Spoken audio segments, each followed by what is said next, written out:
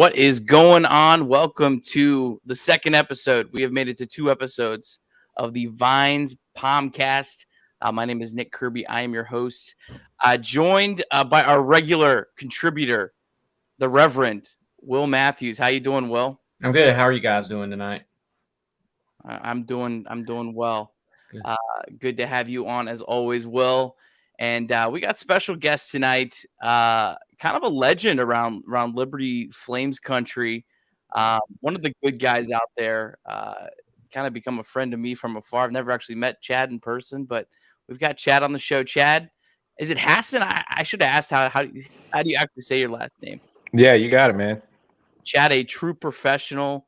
If you haven't listened, I don't know if it's their latest podcast, but the podcast that Chad and John did, where Chad interviewed Richie McKay. I was like taking notes. Chad is such a good interviewer. I was so impressed with Chad. But Chad, how are you doing tonight? Man, it's been a long weekend. Hoping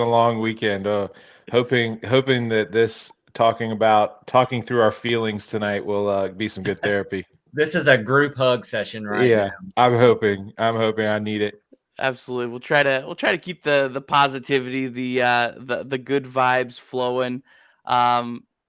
I don't follow all of Liberty Flames Athletic as close as you guys do. It started out really well. It looked like, hey, we're gonna have a really good weekend here Friday afternoon with the field hockey win, and it didn't end that way. But you know what? Hey, it happens. It's good that the games matter, because you know what? I was, you guys, we watched a lot of games that didn't matter at all. And so at least, I don't know, we take some solace, and at least these games matter. At least they we care about them, and we're invested in them, and we do have high expectations, and that's because of a lot of good things that have happened that have kind of got us to this point. So yeah, I was thinking about that today, Nick, about how 7-8 years ago, I didn't have any expectations, for maybe for football on a tempered level, but for basketball, not really, not so much. So, all things considered, it could be a lot worse. Yeah, I almost felt like, we'll get to kind of each of the games. Kind of like when we lost that, like the Iona game on Friday. I was like, man, this almost feels worse than like some of these like Big South quarterfinal losses that ended the season. Like it had like that feeling to it, which, yeah, that's a good thing where we're at that spot. But let's go through. We're gonna break down each game. We'll go in chronological order. So I know the LSU game happened nearly a week ago, but started off Monday night. LSU 74, Liberty 58. Liberty led with less than 7 minutes to go. Had a 5-point lead. The game at that point felt like just about close to it, a flawless performance from the Flames. Looked like maybe on a potential for a win that could get you an at-large bid in the NCAA tournament. But it fell apart at the end. Flames ended up with 21 turnovers. That was their worst turnover rate. Percentage of turnovers per possessions in a game since January 2nd, 2018 against Charleston Southern. So you have to go all the way back to the Big South game, Big South era for, a game where Liberty turned the ball over at that rate. Darius McGee had 22 points, played pretty well. Brody Peebles really provided a great spark off the bench. Had no fear, just went right at a quality SEC team.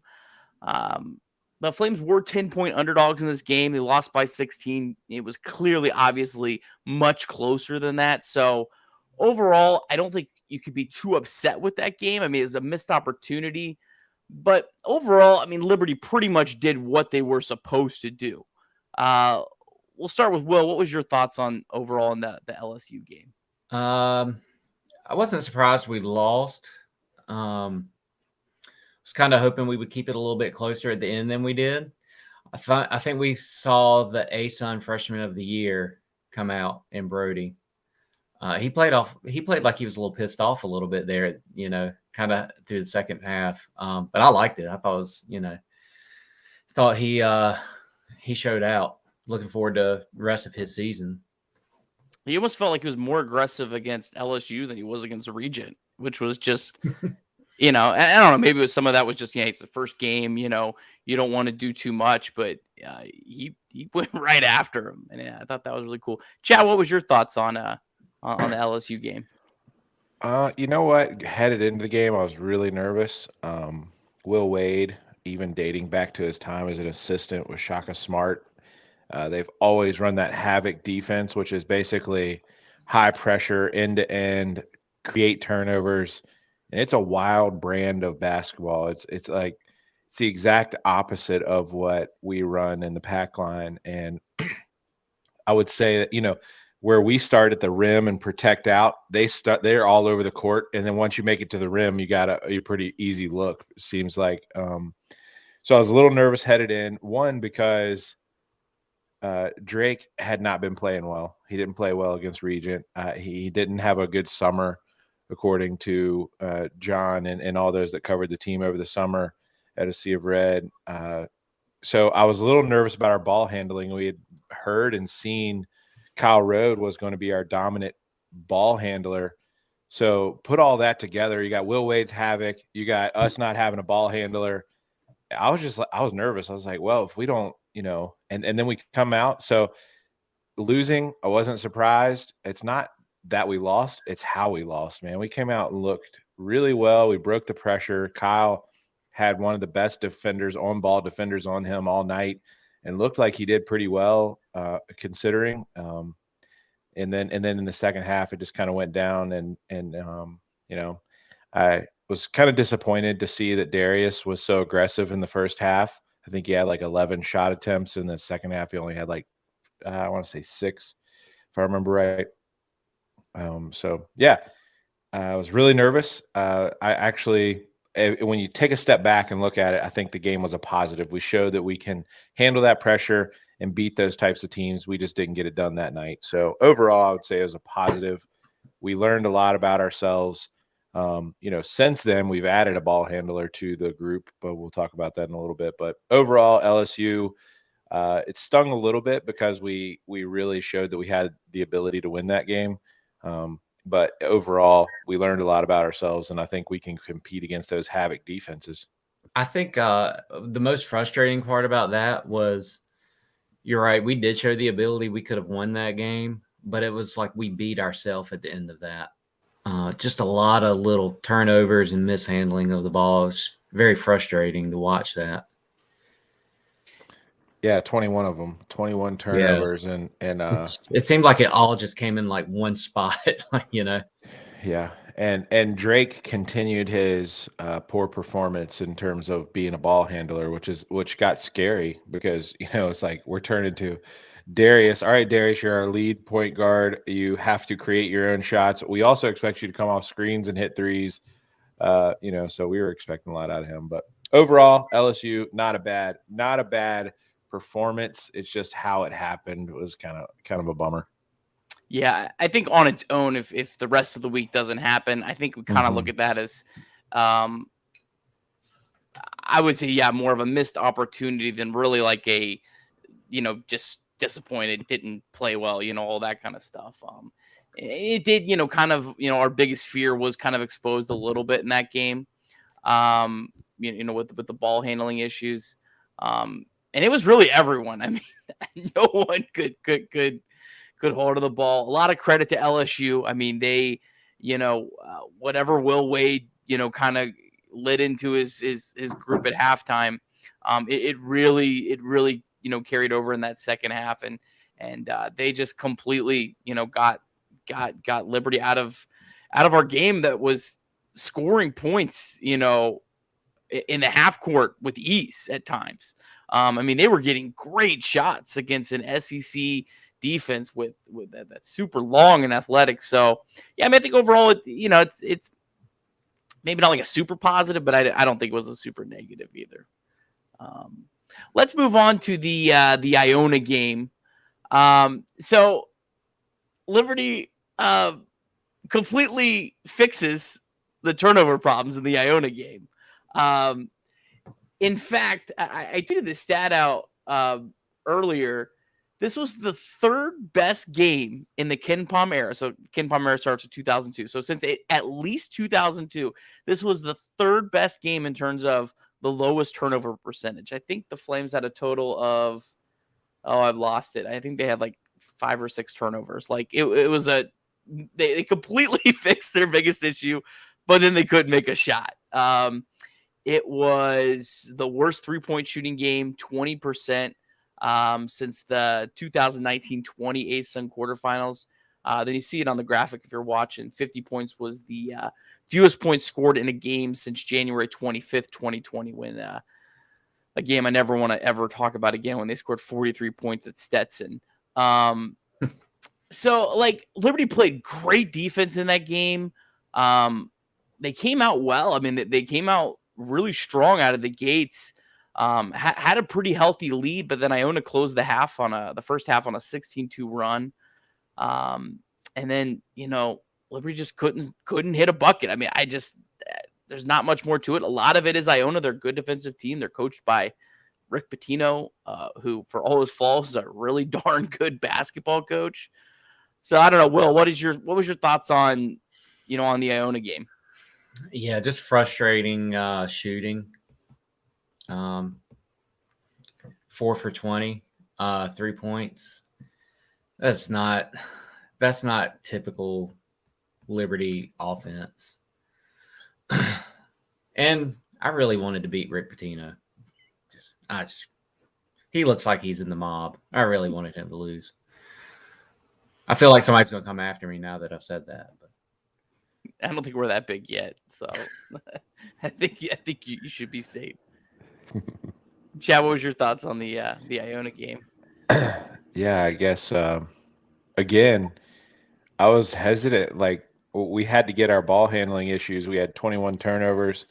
Iona again, Rick Pitino, a really high pressure type defense. I think we faced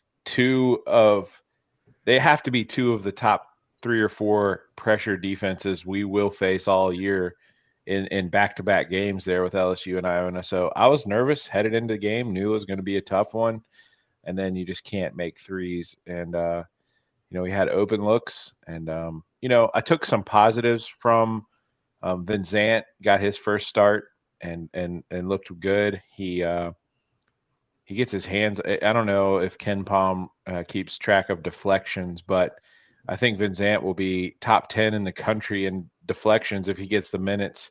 He gets his hands on everything. They don't always come as turnovers, but he's getting deflections. And then DJ Moore burned his red shirt, and McKay kind of alluded to, asking him to burn his red shirt. I guess he wasn't seeing what he wanted to see out of Drake, as none of us really were. And I think it was a positive. I mean, again, that was a high pressure defense. DJ only had 1 turnover. So yeah, I took it as, I mean, we should have won that game had we shot better. But I follow you pretty closely, Vines, Palm, Nick, and you were exactly right when you said that we got our poor shooting performance out of the way, because you don't want to have that in the tournament, because you come out there and shoot 20% in the tournament, you're losing to the 8 seed. It doesn't matter. I mean, you cannot overcome that. It doesn't matter if it's Iona or Kennesaw State, and they're the 8 seed and you're the 1 seed. You shoot 20%, you're going home. And so I feel like we kind of got that one out of the way. I don't know what it was about, if it was the gym, the rims, the inexperience. So I think if I had to chalk anything up from Iona, the one positive I would take were the 2 freshmen, Moore and Vincent, really established themselves as contributors for the rest of the season. And then the negative is really just almost as a positive. We got our terrible shooting game out of the way. I do not think a Richie McKay team will shoot 20% from the 3-point line for the rest of the season. So, it stunk to lose that game, but shooting 20% against a Rick Pitino high pressure defense, we probably should have lost by more than 4 points. So to even have a chance in that game was kind of a positive. And I know I'm a super optimistic guy and always looking for the positives, but I mean, it is what it is. We shot 20% and we still almost won the game. So that's my takeaway. As you drink your Kool-Aid. Yeah, I had don't to have a super tall glass tonight. I don't think Disney is an NCAA tournament site, so we should be good. Never send the kids back to Disney. Yeah. The defense was great in that game. Liberty played phenomenal defense the entire game. The effort was there, and some of the shooting was Iona, playing really good defense, and maybe some of it could be attributed to the ball handling not being able to get enough good looks. But there was a lot of good looks in that game that just didn't fall, and you're going to have those games. And yeah, I'll say it till it blew in the face. Hey, get these games out of the way during the regular season, because I mean, especially now, and we'll kind of get into this, I think, after we recap the rest of these games. Obviously, we're not looking at an at-large bid this year, which was always going to be a massively long shot. So really, the only 3 games that matter are the ASUN tournament. Like, none of those other games, other than positioning for a seed or feeling good or anything like that. The only games that matter is the tournament. So get these games out of the way now. Yeah, whatever. But again, I think this game on its own isn't that big of a deal. I mean, Iona was 10th in the mid-major poll. We were 4th. I'm sure Iona's going to pass us when the new poll comes out tomorrow. So, I mean, look, this was a good team. Liberty was only a 4-point favorite in this game. So, again, on its own, early in the season, tough test with a lot of new pieces. But, yeah, it stuck. Any other thoughts, fellas, gentlemen, on the Iona game? Yeah, I think you hit on something there that McKay actually was quoted as saying, I think it was yesterday, basically said after the LSU loss, we're not an at-large team. So let's start after the LSU loss. We're immediately not an at-large team. So exactly what you just said, we start building. We start getting those young guys that are going to be contributors minutes. We start playing in a way that's more of a foundational type of play, if that makes sense. I mean, we're not pulling out all the stops to win every single game in terms of minutes played and things like that. We're still going to try to get the young guys minutes, get DJ Moore in there and burn his red shirt, because we are focusing on those 3 ASUN tournament games now. Once we lost LSU, it feels like that maybe the stop, at least the minutes given to guys is changed a little bit. So yeah, I think it's important to point out that we went into Iona and Manhattan here coming up with it's not win at all cost. It's let's build for the future. And you see that with Vincent getting his first start at Iona. That makes a lot of sense. I mean, would he have started had we beat LSU? Would Vincent have started? I doubt it. I mean, but now that we're not an at-large bid, it's time to start laying that foundation to build for those 3 games that you're talking about. Yeah, I'm with you on that. It's going to be really, really hard for Liberty at any point in the near future, especially when we're still in the ASUN, to get an at-large bid. It doesn't matter really how good the team is. You take a team that's maybe a borderline top 25 team, like from a Power 5 conference, pick LSU, and you put them with Liberty's schedule, they're going to have a hard time making the NCAA tournament. I don't think enough people realize that, because you have to be almost perfect. Like, things have to go right. Like, when we've seen some of the mid-major teams that have been able to get at-large bids, I remember, this is quite a while ago, but remember Murray State, our boy, I think it was the year after he left, BJ Jenkins. The year after he left, they had like that year where they went like 28-2 or something like that. They got in the top 10. I mean, they won like a lot of like last second games where, like it was almost in some ways fluky to do that. So you have to have so many things just go right.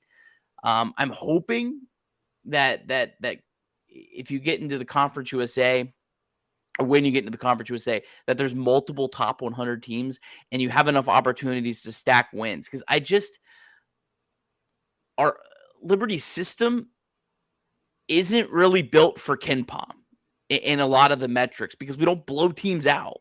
And it's really hard to, inflate the numbers on that because, in order to, have your KenPom ranking kind of match, what you need for an at-large, you have to be beating teams by 20 plus points. And that's just not really realistic, for us to do consistently. But yeah, it is what it is. And it's all going to come down to the conference tournaments as it is. And 3 in a row is really, really hard to do. 4 in a row is going to be really, really hard to do. That's another thing we can't take for granted. You see every single year, number 1 seeds from other leagues fall. Those games are tough. Where would you rank the A-Sun? Because, I don't think it'll happen. You just don't want to win your tournament and be a first 4 or 16 seed. I mean, where do you kind of project us to be at the end of the season if we win the tournament? Well, I know it's still early. If it was, let's say that Liberty went in with their KenPom ranking right now, which I won't get into too nerdy on this, and I'm not a know-it-all on everything KenPom, believe it or not. But from what I understand, the rankings right now, a lot of the ranking is including last year, and it also includes prospect ranking. So we get the benefit of last year. We lose probably some of the prospect stuff. So that's probably why we're at where we're at. And it doesn't, it's like around January 1st. I think it changes every year based on how many games everyone's played. But I listened to a podcast with Ken Palmer, the guy who does this, and he says around January 1st, everything falls off and it's completely for this year. So the KenPom rankings, until you get into January, it's not really indicative of this year. Now it's fluctuating as you're getting more data in, but it's like a slow curve where it slowly, drips off of your preseason projections into the actual real data of this year. So that all being said, right now Liberty's at 123. I think that probably, and the net can be quite a bit different, but I think that probably is more of a 14 seed range for Liberty. I think that's probably where we've dropped. We were at 92 entering the LSU game. We're at 122, 123 now. It changes every hour as games come in throughout the day. I think we probably, because that was about where we were at the end of last year, and we were a 13 seed. Mm-hmm. So I think we probably have dropped from a 13 to 14. 15 seeds, it's pretty bad teams. I mean, that's the old Liberty. I don't see a path. And I could be wrong. I don't see a path where if we win the conference tournament, we're a 15 seed. I think 14 is as low as we could possibly go. But it's going to be an uphill climb to, get back up into that 12 range. Liberty's kind of almost locked in, 12, 13, 14. I think, unless everything goes right and you get up to an 11. Does that kind of make sense? Mm-hmm. I'm writing it down that you said we're going to be a 9 seed. So. A 9 seed. I would much rather be an 11 seed than an 8 or a 9 seed every day. If you're an 11, my goal as a fan of a college basketball team would be to make the Sweet 16. Get me to the Sweet 16. Whatever else happens is gravy. That's you get into the second weekend. It's just so much different than just playing in the first weekend. First weekend's great. It's awesome. Winning one game, we remember the win over Mississippi State. That was great. It was awesome. But you get into that second weekend, that's where it's just everything's so much better. So that's always my goal. And an 11 seed has a significantly better odds than an 8 or 9 because you're playing the 1 in the second round. Hard to see this Liberty team knocking off a 1 seed. And I'm pretty optimistic, but could we knock off a 6 seed and then maybe a 3 seed? Yeah, if you get the right one, for sure. So yeah, that's my rant. All right, let's get to the, I don't know if I want to touch this game, but the Manhattan game. This was the rough one. This was the one that really stung. There's other ones you can kind of, whatever. LSU, you were 10-point underdogs. Iona, you were only 4-point favorites. It was a close game. Liberty was a 10-point favorite in this one and lost this by 16 points. And this final score was not like the LSU. It was actually way worse than that. So man, that's a 26-point swing in terms of, the basically a 26-point underperformance in this game. Started out decent. Manhattan closed again, had another just brutal end of the first half. Manhattan closed on a 13-2 run. Manhattan shot 77% from the field in the second half. And this is one of the worst offensive teams in the country, which, McGee was 2 for 11, 0 for 6 from 3. And I know you kind of already touched on it, but I had here in my notes, McKay said to the Sea Red guys, he apologized for the team performance and said that's not representative of Liberty basketball, and I take full responsibility of the way we played. Just, you gotta love Richie. I mean, just, this guy's just perfect. Like, I don't want to just, like, be a Richie stan on the show, but it's hard not to be. Like, I love the guy. I mean, like, that's the quote he gives, after all he's done. I'm sorry, I apologize. Like, Richie, you have nothing to apologize to me. Don't apologize. Yeah, you don't have to apologize. But yeah, someone say something else about this game. I'll be brutally honest. I turned it off at halftime. My wife was decorating the Christmas tree, and just watching so many missed shots from within a foot of the basket, I just thought, you know what? My time is better served with my family decorating the Christmas tree. So that's what we did. And I had planned to go back and watch it before we did the video here. And I couldn't bring myself to do it, especially after that field hockey game. I just couldn't bring myself to go back and watch it. No one should have to rewatch that second half. No one. Chad, you got any powerful thoughts? No. Honestly, guys, I have been taking all of my takeaways from John Manson's articles, so I'll just stick with the script here and go with his 3 takeaways. And one of them you alluded to, the defensive struggles. That one is the most concerning, most surprising, most disappointing. All of that. We let this team just kind of, what did you say, 76% in the second half? 77. Yeah, 77% in the second half, and we're supposed to be built on defense. And then the other 2 takeaways are confidence seems to be an issue. John nailed that one. It's like, and then lastly, he said that Darius wasn't getting clean looks, and teams are keying in until we have that second scorer step up. But here's the overall thing. Once we realize we're not an at-large team, I think that Van Zandt will end up being our best defensive stopper. Okay, I think that Brody will be our second leading scorer on the team. He has to be our second leading option. I mean, he has the offensive ability. You saw that a little bit in LSU. He's going to be really inconsistent.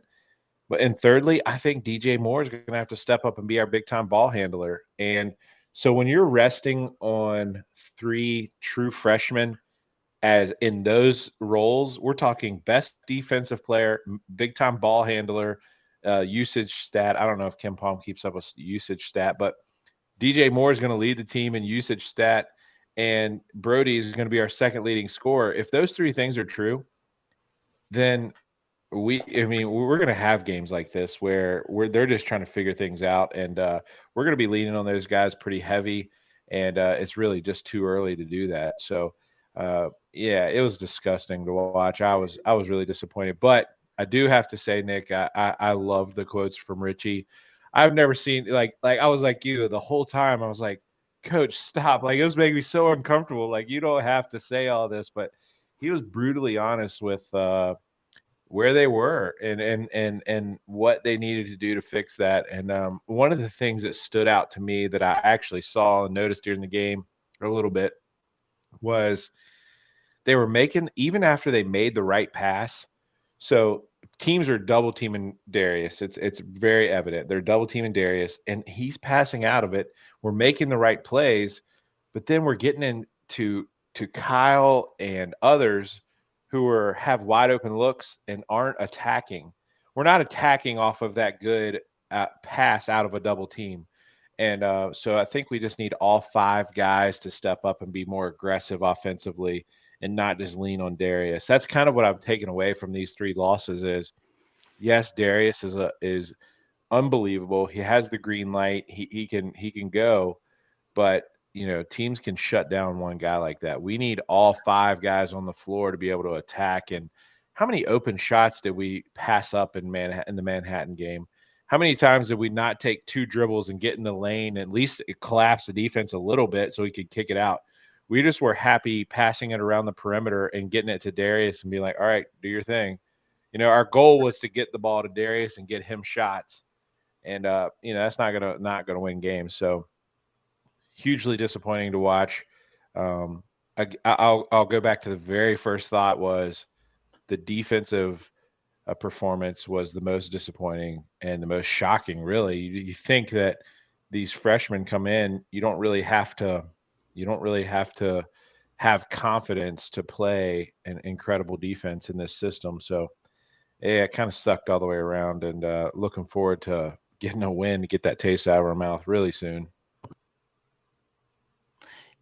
Yeah, so the second half, this is what I wrote down. I didn't feel like it was just this giant lack of effort, because when you see 77%, you're like, were they even trying? I really didn't feel like that watching it. It felt like it was very undisciplined. It felt like the offensive struggles just had, and they're humans, like you can't hit a shot. Your guys are good shooters and no one's hitting a shot. And I just think it kind of just, stemmed its way over into the defense. And, when you're frustrated, maybe you lack a little bit of focus, maybe some of those discipline principles that, the pack line, you obviously have to be super disciplined with.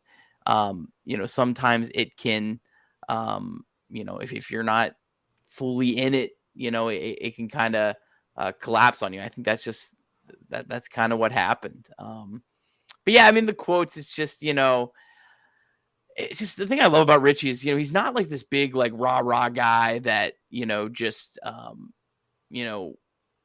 has these big fiery quotes, but he also doesn't hold back either. And he's honest. And I definitely like that. So will you have any other thoughts on the Manhattan game?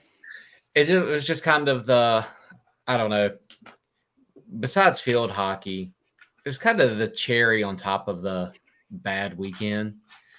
If the first half I was kind of flipping back and forth between that and the football game, and that football game kind of felt like, okay, I'm throwing the towel in on football season. I don't know that we'll win another game this year, the way we played that one. And then after the Iona game, you kind of look forward to the Manhattan games thinking like, okay, we're finally going to get a win this weekend, or at least we should. And we didn't. But just to say, I haven't thrown the towel in on the basketball team. It's still early season. I trust Richie. I trust the system that he has and the staff. And so I'm still looking forward to the rest of basketball season. It was a terrible weekend. So I have more hope in the basketball team than I do in the football team at this moment. I don't know if Chad agrees with that or not, but that's where I'm at. Dude, I'm trying to deal with it all. I don't know what to do. I don't know what to believe right now. I'm in a whirlwind of emotions. So trying to just talk with you guys and work it out. But yeah, I don't know, man. Football had a tough loss. Basketball. Again, I think that once we lost to LSU, I think we changed our philosophy of basically playing time and building a foundation. You're not going to play if you don't learn the defense, that type of thing. Had we won that LSU game, I think we would have come out and basically had a different kind of style of play against Iona and Manhattan. But yeah, I haven't thrown in the towel on basketball at all. Nick made a great point. It's all about those 3 games in March, and we're slowly going to crescendo at the right time. Is my thought. We're building up to that. Yeah, just about every Richie McKay coach team for Liberty has gotten significantly better as the season's gone on. And with so many young pieces, and there's so many just new rotations on top of that, guys just being asked to do more, Kyle Rode being asked to do, more ball handling and stuff. So Yeah, I mean, look, Liberty is still the heavy favorites to win the ASUN regular season, and it's not even close. Jacksonville State's going to be a good competitor, but Liberty's still the heavy favorites in my mind. Now, winning the tournament, I mean, that's a crapshoot. I mean, you're going to have less than a 50% odd, even if you are by far the best team. So like we can't just bank on winning that every year, but Liberty's going to have the best chance of any team in the conference to do that. And so, yeah, I mean, I don't know. I mean, maybe we're not the fourth best mid-major in the country right now, like we were coming into the LSU game. So maybe our expectations there were a little too high, but I don't see any reason to not think this team can't win the ASUN and get back to the NCAA tournament, which ultimately that's the main goal. I mean, do you guys still feel, like Liberty's still in the driver's seat in the ASUN? Oh yeah, for sure. I mean, Yeah. Sorry, go ahead, Chad. Yeah, no, I agree. I think that Sweet 16 was kind of my expectation, but it's kind of wild to say that when you have, like I said earlier, three of our biggest contributors on this team are going to be freshmen. So we're kind of in that wait and see mode. Can we get to this? Are we still like Sweet 16 expectations? But no, to answer your question, the expectation in the driver's seat is still it still comes through Lynchburg, and it's going to be a lot of fun to be in that conference this year while we're kind of watching these freshmen grow up a little bit. And another point about Richie getting the best out of his players and the rotation. I don't know, Nick, if you've noticed and Will, but it seems like in early non-conference games, we play like 10, 11 guys. And then as we get in closer to Christmas, it kind of whittles down to maybe 9 or 10. And then come conference play, Richie has 7 guys that he trusts and plays. And then even into the tournament, might even get shorter than that. We might only play 6 and then play 1 guy just if somebody gets in foul trouble.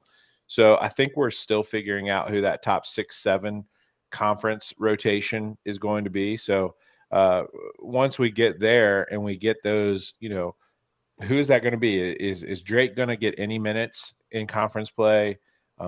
Blake and Shiloh, are they both going to continue getting heavy minutes? I don't know. I hope they do. I hope that those 3 guys step up and play. But you have these young freshmen coming in and pushing for those playing times. Isaiah Warfield is another who Richie had a lot of great things to say about after Manhattan. So the rotation is going to be one of those things to watch because I've followed Richie. I don't even know how many seasons now. I mean, but it seems like that come conference tournament time or conference play, regular season play, we have 7 guys and sometimes 8. So it'll be interesting to see how that develops. And I think we're still a heavy favorite in the ASUN. Yeah, I think that's a great point on the rotations and how it gets kind of whittled down as the season goes on. I mean, last year we saw a B play, heavy minutes, in those early season tournaments, and then it was pretty much non-existent, once we got deep into conference play. So, I would expect maybe the rotations are maybe a little bit longer this year, just with all the talent. But I think we kind of said this last year. Look, you'd always rather have just a super talented roster with so many players that you have to figure out playing time for. But there are challenges. It's not easy when you have this many capable players, this many legit Division I, starter or fringe starter type players, on your roster. It's hard. We all want, I see some of the tweets and stuff. We all want the best guys on the floor at all times, but we also want guys retained. And we didn't lose anyone. Everyone else in college basketball lost all kinds of good players. High major programs got guys plucked with the new transfer rules. Richie didn't lose anyone. And there's a reason for that. So kind of one of these trust the process things on some of that. In terms of, guys getting minutes, and, Richie might be like, hey, early in the year, hey, we're trying to figure out rotations. I'm going to give some guys some more minutes. I want to make sure we build into these guys. And I don't think I don't want to sound like he's only doing this just for retaining purposes. I mean, although obviously that's part of the job, but I think he genuinely cares about all these guys too, and wants to give everyone chances to succeed. So, yeah. Yeah, I have a quick thought about that, and something that I talked with McKay about last week. And basically, he wants everybody to taste in that success. He thinks that team success, hopefully, all of those guys are say, "Okay, I'm part of this team, and we do this together." But something that he said over the summer that really stuck out to me. I don't know if it was ever in an article that John wrote, but during the recruiting process, we're hosting these guys who are we're hosting the George Washington the thirds and all these like stellar recruits. And one of McKay's comments, I don't know if it was a public comment or not, but basically the idea was our most important recruits right now are the 13 guys on our roster existing. To your point, Nick, it was like we can't spend all of our time and all of our effort getting more talent and more players in here with the way things are in the transfer portal, we need to keep the guys we have. And he did just that. I mean, so you talk about recruiting. Um, Part of the recruiting process now is that retaining, and he knocked it out of the park. I mean, we have guys like B and Warfield and even Jackson. I mean, last year prior to the season, in practice, Jackson was a 3-point just dead eye. He had probably one of the highest percentages in practice of shooting threes. I actually anticipated he was going to be heavier part of the rotation than any of the freshmen. So it just goes to show you that he kept those three around, and that was hard to do considering the minutes they got, and not just the minutes they got, but who they had in front of them who weren't leaving. So yes, recruiting, big deal, but retaining the players you have on your roster and developing them and letting them redshirt, letting them kind of grow into this. That's why we have Bryson Spell, who committed to us over Cincinnati, sitting on the bench in warmups, not even playing this year. It's like, wow, you talk about growth of a program. We have a guy who chose Liberty over Cincinnati who's sitting on the bench and redshirting because he knows he's not getting the minutes this year. He knows he probably won't get the minutes next year. He's kind of biding his time, and he's going to spend 5 years and grow in the program. So we are at that point where we have some talent sitting on the bench, and we are kind of exactly like you said, trust the process. Let's build it brick by brick here. We don't have these one and done type talents that we have to win all of these games immediately. We can kind of build, like I said earlier, to this crescendo in the ASUN tournament.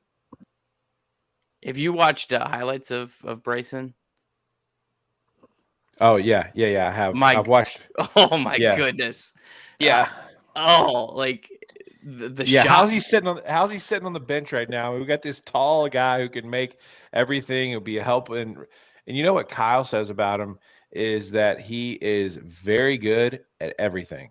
He says he can handle the ball, he can rebound the ball, he passes the ball, he shoots the ball, and I remember at a timeout in Manhattan game, I'm sitting there and like we're just like struggling to find anything, and it kind of pans over to him and he has his glasses on, like studious glasses and a warm up. I'm like, and that thought about what Kyle had said was about him being good at everything. I was like, man, is it too late to rip the red shirt off this guy too? We use him right now. Yeah.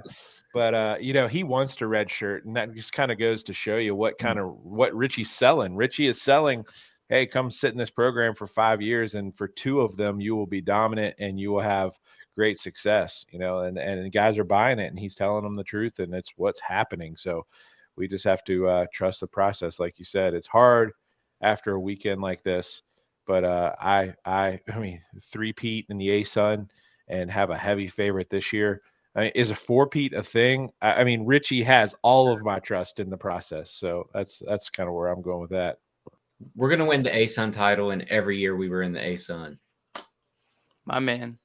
Yeah, it's just a B. Like, I was shocked that he came back. I mean, the dude dropped 19 points against Purdue, an NCAA tournament team last year, and couldn't get minutes.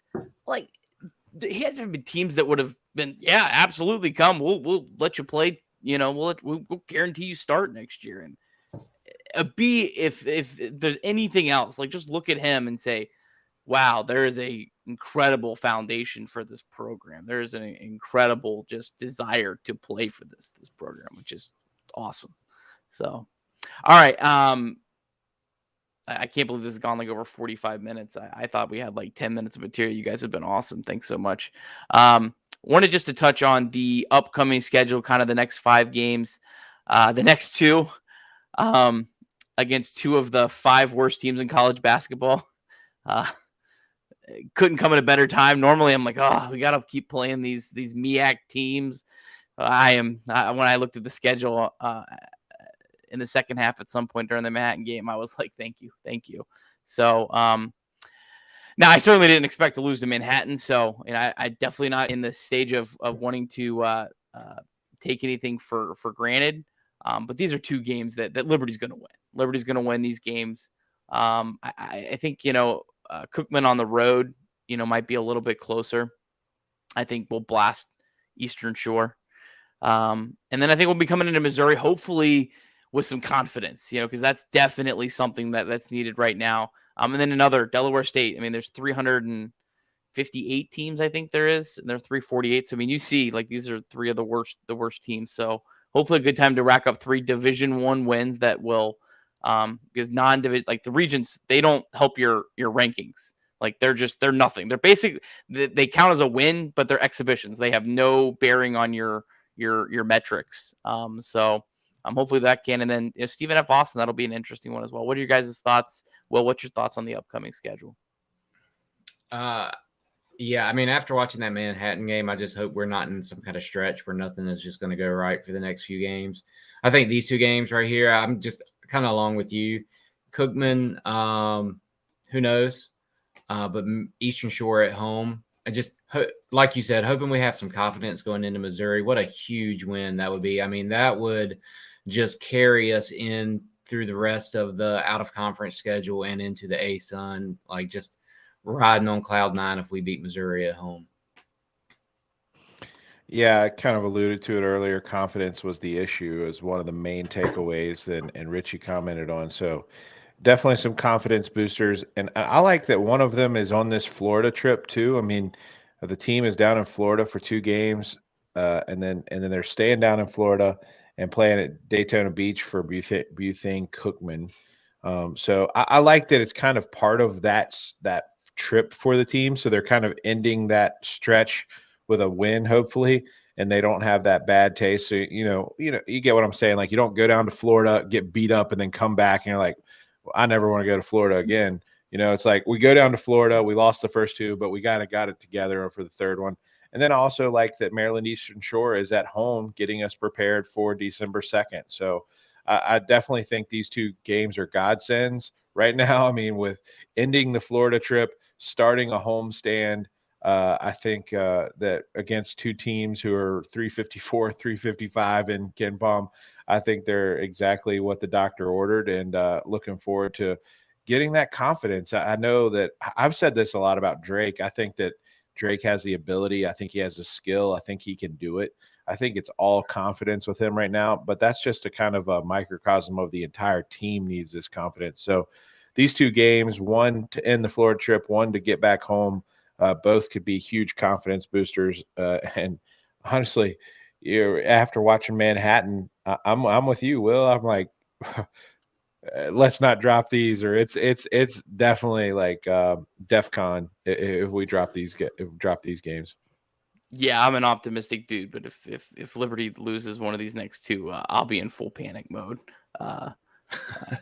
So yeah, you can't lose one of these next 2. You got to win that. Hopefully they spend tomorrow at the beach, just relaxing, kind of getting the minds right and all that.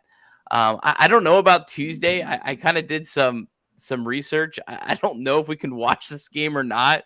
It's on like some sort of like DFSN TV Daytona, and they have like some sort of subscription, but if you click the subscription, it doesn't say anything. So I don't know. I'll tweet out a link if there's a link to the game and if I find any info on it, because obviously out in Ohio, and I doubt there's going to be very many Liberty faithful down there for the game. So hopefully we can find a way to watch this. If not, we'll have to listen to. I think it's Nick Pierce on the trip, right, on radio. We'll have to listen to Nick. Yeah. It's a nice break between Eastern Shore and Missouri as well. Hopefully that'll play in our favor. Get rested up a little bit after a tough stretch of games, and then those 2 games almost back to back with a day in between. That Stephen F. Austin game looks sneaky good. Yeah. Kind of like that Grand Canyon game, remember a couple years ago, it's on a neutral floor, but it's in Texas. So I don't know how neutral that is. It's like, just like that Grand Canyon. It was a neutral game, but it was like, right down the road for them, and they had a ton of fans. I don't know how well Stephen F. Austin travels. But yeah, I know the guys on the NASCAR podcast are friends over there. We're talking about it. It was just a really weird schedule for Liberty to start the year. I'm sure this was not the way that Richie would have wanted, but like there's only, when you're in like Liberty spot, you're kind of at the mercy of other teams. I mean, I'm sure that, they would have preferred to have, Cookman and Eastern Shore replacing Regent, have those be your first 2 games, then you go into LSU. But, if you want to play LSU, you're playing LSU whenever LSU says, hey, we want to play this day, like you're kind of at their mercy. So it's a kind of a brutal way to start the season, but hopefully it can just be kind of one of these, growing experiences. You never know what flips the switch. Remember when Liberty got blasted by Lipscomb at home and then beat them twice, turn around and beat them twice. So you never know what's going to flip the script or what'll kind of, turn things around. But hopefully this is that. So any final thoughts, fellas, before we get out of here tonight? Will, any final thoughts? No, go Flames. Well, Chad, thank you so much for coming on. Really appreciated your time tonight. Love all your work over at Sea of Red. If you're a Liberty fan, you're following Chad, but you see his Twitter handle. Make sure you're following him. Make sure you're reading the articles at over to Sea of Red. John had a really, really great story this morning that I retweeted with some quotes from McKay, so make sure you check that out. We'll try to do another show. Hopefully we have 2 wins. Maybe we can do another show before Missouri, kind of preview that game, because that'll obviously be a big matchup. But thanks so much again, everyone, for watching. If you are watching, make sure you subscribe to us on Spotify or Apple Podcasts. Make sure you subscribe to the Liberty channel, Liberty Classic Games, so you can see all the shows when they come on, and when we schedule shows and stuff like that in the future. Everyone have a great night. Go Flames.